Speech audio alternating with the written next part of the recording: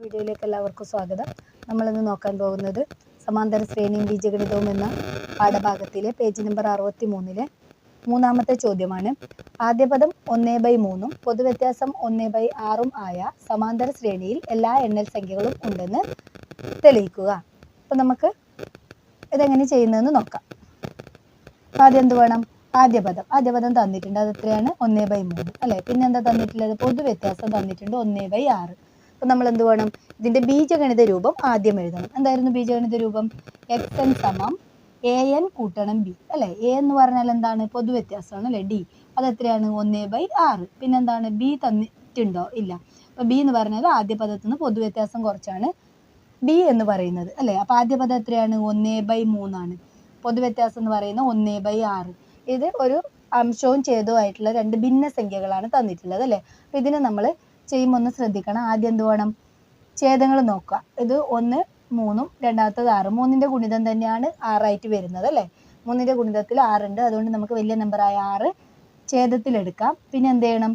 ഇവിടെ ഉള്ളത് അംശത്തിൽ 1 ഛേദത്തിൽ 3 ആണ്. അപ്പം ഛേദത്തിൽ എത്രയാണ് നമുക്ക് കിട്ടേണ്ടത്? 6 ആണ് കിട്ടേണ്ടത്. അപ്പം 3ന് എത്ര കൊണ്ട് ഗുണിക്കണം? 2 കൊണ്ട് ഗുണിച്ചാൽ 6 കിട്ടും. ആ 2 കൊണ്ട് മിത്തയുള്ള സംഖ്യേനെ ഗുണിക്കണം. അതായത് 2 ഗുണിക്കണം 1 കുറക്കണം. ഇവിടെ എന്താണ്? രണ്ടാമത്തെ ഇതില് ഛേദം 6 തന്നെയാണ് നമുക്ക് ഇവിടെ വേണ്ടത്. 6 തന്നെയാണ്. അപ്പൊ അതിനൊന്നും ചെയ്യേണ്ട. -1 എന്ന് പറഞ്ഞിട്ട് അവിടെ വെക്കാം. നമുക്ക് എന്ത് വരും? ഇത് 2 ഗുണിക്കണം 1 2 കുറക്കണം 1/6. അപ്പൊ ഉത്തരം എത്രയാണ്? 2 1 പോയാൽ 1 1/6. അപ്പൊ നമുക്ക് ബി എന്ത് കിട്ടി? 1/6 എന്ന് കിട്ടി അല്ലെ. അപ്പൊ ഇനി നമുക്ക് ഇവിടെ കൊടുത്തിട്ട് ചെയ്യാൻ എന്ത് വരും? a എത്രയായിരുന്നു? 1/6. n കൂട്ടണം b എന്ന് പറയുന്നത് 1/6 ആണ് അല്ലെ. അപ്പൊ ഇത് ഇവിടെ ഒരു പ്രത്യേകത എന്താണ്? രണ്ടിലും പൊതുവായിട്ട് 1/6 ഉണ്ട്. അപ്പൊ നമുക്കത് പൊതുവായിട്ടുള്ള സംഖ്യ ആയതുകൊണ്ട് നമുക്കത് പുറത്തെടുക്കാം. അപ്പൊ ബ്രാക്കറ്റിന്റെ ഉള്ളിൽ ഇവിടെ ഒരു n മാത്രം ബാക്കിയാവും. അപ്പുറത്ത് ഒരു 1 ആണ്. കാരണം 1/6 ഗുണിക്കണം എന്ന് പറയുന്നത് 1/6 n. അതുപോലെ തന്നെ കൂട്ടണം 1 ഗുണിക്കണം 1/6 ആണ് ഏത്? 1/6 എന്ന് പറയുന്നത്. നമുക്ക് ഇതിനെങ്ങനെ എഴുതാം? n + 1/6. അപ്പൊ നമുക്ക് xn എന്ത് കിട്ടി? n കൂട്ടണം 1/6 എന്ന് കിട്ടി അല്ലെ. ഇനി നമുക്ക് എന്താണ് നമ്മുടെ ചോദ്യം പറയുന്നുള്ളത്? ആദ്യ പദം 1/3 പൊതുവ്യത്യാസം 1/6 ആയ സമാന്തര ശ്രേണിയിൽ എല്ലാ എണ്ണൽ സംഖ്യകളും ഉണ്ടെന്ന് തെളിയിക്കണം അല്ലെ. അപ്പൊ ഇവിടെ n + 1/6 എന്ന് പറഞ്ഞാൽ എന്താണ്? xn ആണ് അല്ലെ. അങ്ങനെയാണെങ്കിൽ നമുക്ക് എന്ത് എഴുതാൻ പറ്റും?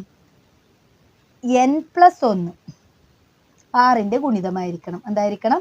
n + 1 എന്ന് പറയുന്നത് 6 12 18 24 എന്നിങ്ങനെ പോകുന്ന ശ്രേണി ആയിരിക്കണം. ഏതാണ്? n + 1/6 എന്ന് പറയുന്നത് xn ആണെങ്കിൽ n + 1 എന്ന് പറയുന്നത് 6ന്റെ ഗുണിതമായിരിക്കണം. n + 1 6ന്റെ ഗുണിതമായാണെങ്കിൽ n എത്രയായിരിക്കണം? n എന്ന് പറയുന്നത് 5 അല്ലെ. 5 + 1 6 അല്ലെ. അല്ലെങ്കിൽ അടുത്ത സംഖ്യ എന്തായിരിക്കും? 11 ആയിരിക്കും. 11ന്റെ 1 കൂട്ടിയാലാണ് നമുക്ക് 12 കിട്ടുന്നത്. അപ്പൊ n + 1 12 എന്നുള്ളത് ശരിയാണ്. അപ്പുറത്തത് എത്രയായിരിക്കും? 17 ആയിരിക്കും. 23 ഇങ്ങനെ പോകുന്നതായിരിക്കും അല്ലെ. അപ്പം ഇങ്ങനെ പോകുന്ന ഒരു ശ്രേണിയിലെ പദങ്ങളാണ് ഇതെന്ന് പറയുന്നത്. അപ്പൊ അതുകൊണ്ട് നമുക്ക് എന്ത് എഴുതാം? n സമം 5 11 17 23 ഇങ്ങനെ പോകുന്ന സംഖ്യയിൽ നമുക്ക് xn എന്തായിട്ട് കിട്ടും? അതൊരു എണ്ണൽ സംഖ്യാ ശ്രേണിയായിട്ട് കിട്ടും. 1 2 3 ഇങ്ങനെ പോകുന്നൊരു ശ്രേണിയായിട്ട് കിട്ടും. ഇത് ആദ്യ പദം തന്നെ ആവണമെന്നില്ല. ഈ സമാന്തര ശ്രേണിയിലെ ചില പദങ്ങളാണ് ഈ 1 2 3 എന്ന് പറയുന്നത്. മനസ്സിലായില്ലേ? അപ്പൊ ഇത്രയും സിമ്പിളായിട്ട് നമുക്കിത് കാണാൻ പറ്റും. ആകെ എന്താ ചെയ്യേണ്ടത്? xn കണ്ടുപിടിക്കുക. xn കണ്ടുപിടിച്ചതിന് ശേഷം അതിന്റെ വില അവിടേക്ക് കൊടുക്കുന്ന സമയത്ത് നമുക്ക് എന്ത് കിട്ടും? ഇതൊരു എണ്ണൽ സംഖ്യയായിട്ട് നമുക്ക് കിട്ടുന്നുണ്ട്. അപ്പൊ തന്നിട്ടുള്ള സമാന്തര ശ്രേണിയിൽ എല്ലാ എണ്ണൽ സംഖ്യകളും ഉൾപ്പെടുന്നുണ്ടെന്ന് നമുക്ക് പറയാൻ പറ്റും. ഓക്കെ. തന്നിട്ടുള്ള സമാന്തര ശ്രേണിയിൽ എല്ലാ എണ്ണൽ സംഖ്യകളും ഉൾപ്പെടുന്നു.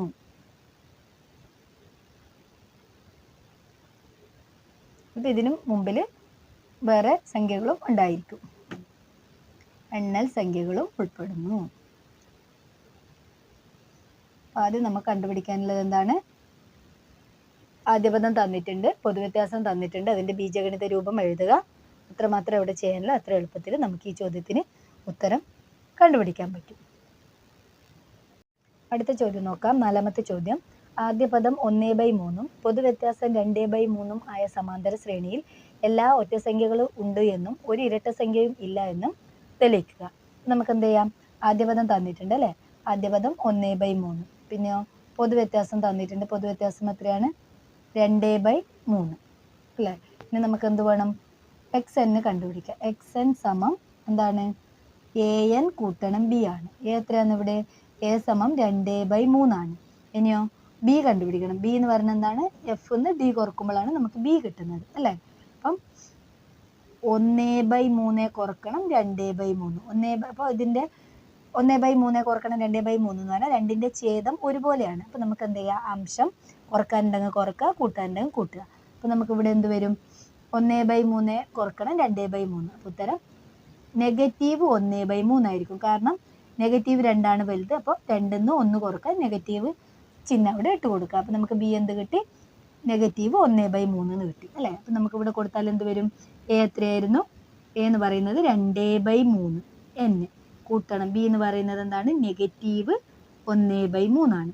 അപ്പം നമുക്ക് ഇവിടെ എന്ത് എഴുതാൻ പറ്റും? 2n/3 കുറക്കണം അല്ലേ? ഈ പ്ലസും മൈനസും കൂടി ഗുണിച്ചാൽ ഉത്തരം മൈനസ് ആണ്. അപ്പോൾ 1/3 എന്ന് കിട്ടും. 2/3 n കുറക്കണം 1/3 എന്ന് വരും. അപ്പോൾ രണ്ടിലും പൊതുവായിട്ട് എന്തുണ്ട്? 1/3 പുറത്ത് എടുക്കാം. നമുക്ക് പൊതുവായിട്ടുള്ളത് 1/3 ആണ്. അപ്പോൾ 1/3 പുറത്തെടുത്താൽ 2n കുറക്കണം 1 എന്ന് വരും. എന്താണ്? 2n കുറക്കണം 1. നമുക്ക് എങ്ങനെ എഴുതാം? 2n കുറക്കണം 1/3 എന്ന് വരും. അപ്പോൾ നമുക്ക് എന്ത് കിട്ടി? xn സമം 2n കുറക്കണം 1/3 എന്ന് കിട്ടി അല്ലേ? അപ്പോൾ നമുക്ക് എന്ത് വേണം? 2n കുറക്കണം 1/3 സമം 1, 2, 3 ഇങ്ങനെ കിട്ടണമെങ്കിൽ ആകണമെങ്കിൽ എന്തായിരിക്കണം? അതായത് ഇതൊരു എണ്ണൽ സംഖ്യ ആകണമെങ്കിൽ എന്തായിരിക്കണം? 2n കുറക്കണം 1 എന്ന് പറയുന്നത് 3ൻ്റെ ഗുണിതമായിരിക്കണം. അതായത് 3, 6, 9 ഇങ്ങനെ വന്നാൽ മാത്രമേ ഇത് ശരിയാകൂ. അങ്ങനെയാണെങ്കിൽ ഇപ്പോൾ 2n കുറക്കണം 1 സമം 3ൻ്റെ ഗുണിതമാണെങ്കിൽ 2n എന്തായിരിക്കും? 2n സമം ഇവിടെ നമുക്ക് എന്ത് വരും? 2n എന്ന് പറഞ്ഞാൽ ഇതൊന്ന് അങ്ങോട്ടേക്ക് പോകുമ്പോൾ 4, 7, 10 ഇങ്ങനെ വരും അല്ലേ? ഇവിടെ എന്താണ്? 2n എന്നത് എന്താണ്? ശരിക്കും ഇരട്ട സംഖ്യയായിട്ട് നമുക്ക് എഴുതാൻ പറ്റും. കാരണം ഇവിടെ 4 ഉണ്ട്, 10 ഉണ്ട് അല്ലേ? ഇരട്ട സംഖ്യകളുടെ ശ്രേണി. ഇപ്പോൾ അപ്പുറത്ത് 12 ഉണ്ട്. അങ്ങനെ നമുക്ക് ഇരട്ട സംഖ്യകളുടെ ശ്രേണിയായിട്ട് 12 അല്ല 13, 16 അപ്പോൾ ഇരട്ട സംഖ്യകളുടെ ശ്രേണിയായിട്ട് നമുക്ക് എഴുതാൻ പറ്റും. ഏതിനാ? 2n - 1 അല്ല, 2n നമുക്ക് എന്ത് എഴുതാൻ പറ്റും? ഇരട്ട സംഖ്യയാണ്. 2n എന്ന് പറയുന്നത് ഒറ്റ സംഖ്യ ഉണ്ട്, പക്ഷെ നമുക്ക് എന്താണ്? ഇരട്ട സംഖ്യയും കൂടി ഉണ്ട് അല്ലേ? അപ്പം 2n എന്നത് എന്താണ്? ഇരട്ട സംഖ്യയാണ്. ഇരട്ട സംഖ്യയാണ്.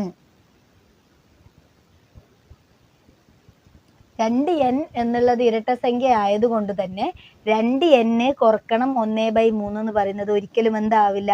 അതൊരു ഇരട്ട സംഖ്യ ആകില്ല. അപ്പം 2n കുറക്കണം 1/3 എന്നത് ഒരിക്കലും ഒരു ഇരട്ട സംഖ്യ ആകില്ല.